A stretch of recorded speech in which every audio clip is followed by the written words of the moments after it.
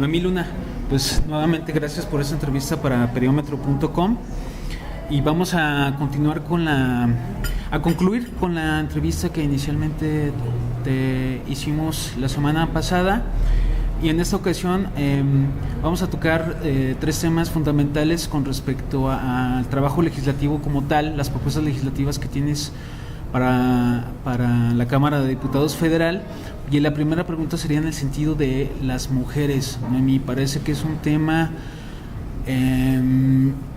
poco olvidado por los demás candidatos de todos los distritos. Vemos muy pocas propuestas legislativas en torno al no solamente el empoderamiento de las mujeres, sino los derechos fundamentales de las mujeres como tal. ¿Qué es lo que nos puedes decir al respecto, Noemí? Bueno, en primer lugar agradecer a Periómetro el puntual seguimiento que le dieron a la campaña, obviamente a ti, Andrés, y en esta entrevista pues estoy muy bien cobijada porque me acompaña la secretaria general del Comité Directivo Estatal, la licenciada Lorena Oropesa, y el candidato plurinominal Leonel Cordero. Y efectivamente, en el transcurso de esta campaña, nosotros hicimos hincapié en la necesidad de seguir legislando porque haya una paridad de género real. Y no me refiero nada más al acceso de cargos públicos, sino que realmente que es un grupo que sigue siendo vulnerable, pues tenga pleno acceso a todos los derechos humanos. En ese tenor, cuando hemos sido gobierno, Acción Nacional ha dado muestra de que ha hecho políticas públicas en favor de las mujeres. ¿En qué sentido? Pues en un acceso total, universal a la salud. Fuimos quienes creamos en los sexenios panistas el Seguro Popular y que se dio una cobertura del 100% a este derecho, y en muchos otros sentidos con el impulso que se le dio al propio Instituto Mexicano de la Mujer. Pero yo quiero hablarte que en particular he tenido mucho contacto, mucho diálogo con asociaciones de las organizaciones de la sociedad civil, como es el caso del Observatorio Ciudadano en pro del género, como ha sido la Red Plural de Mujeres, como ha sido la Asociación Civil Amas de Casa, como ha sido muchísimas otras organizaciones que, independientemente de las expresiones políticas o de la ideología partidista en concreto, tenemos muchas coincidencias. Es necesario ir a legislar porque realmente el derecho a la salud sea un derecho al que tengan acceso todas las mujeres y todos los hombres del país, pero principalmente las mujeres, porque son quienes se ven afectadas con enfermedades propiamente de la mujer, y de algo que estoy segura es que mujer enferma, familia enferma. Entonces tenemos que garantizar que realmente haya salud para todas las mujeres. Tenemos que ir todavía a trabajar, y digo todavía porque ha habido avances significativos, pero porque realmente el acceso a los cargos públicos sea en paridad.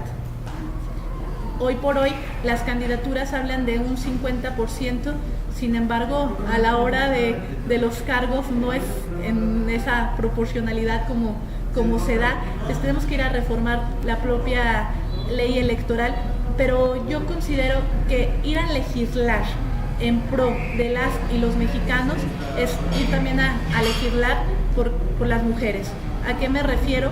Que una buena política económica garantiza una buena política social, y eso incluye al género femenino. Hay que ir a impulsar también apoyos fiscales para que las mujeres puedan crear sus propios negocios, y eso va inmiscuido o va dentro del diagnóstico que tenemos que hacer a la reforma fiscal tan tóxica que tenemos, e incluir a las mujeres en este sentido.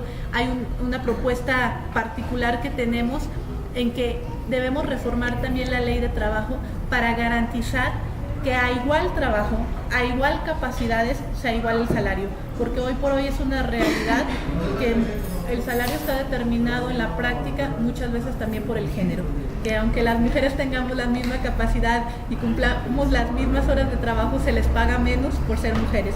Tenemos que ir a reformar también la ley laboral en el sentido de que no se laceren los derechos de las mujeres embarazadas, que la mujer que está trabajando no se le pida una muestra de embarazo, y que realmente se les otorguen las facilidades para que puedan tener una vida de calidad. ¿A qué me refiero? Pues que pueda ser compatible la vida laboral con la vida familiar. Y eso hacemos una exigencia porque realmente se tomen en cuenta en México los llamados que hace la Organización Internacional del Trabajo, que ya ha emitido acuerdos para que se pueda compaginar estas dos labores, la propiamente laboral y la familiar. En cuanto a los jóvenes, Noemí, Zacatecas registra uno de los índices más altos en embarazos en adolescentes, y parece ser que también es un tema olvidado para muchísimos de los candidatos. En ese sentido, ¿cuáles son tus propuestas? Bueno, debo comentarte que dentro de nuestra plataforma electoral hay un apartado precisamente para los jóvenes. ¿Qué proponemos en concreto?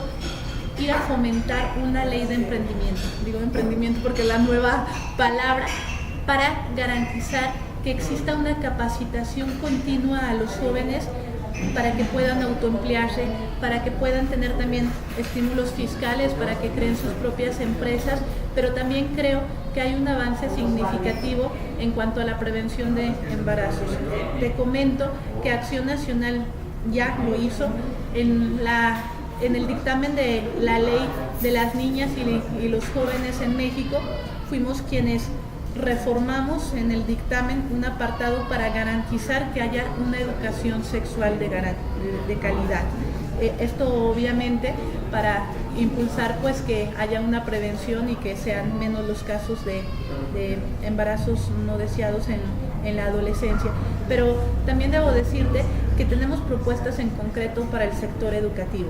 Yo hablaba de reformas necesarias que se tiene que hacer a la propia Constitución y a las leyes reglamentarias para garantizar que haya un acceso universal a la educación, pero que también esta educación sea de calidad. Te pongo un ejemplo en concreto de lo que proponemos en Acción Nacional y Noemí Luna en este sentido.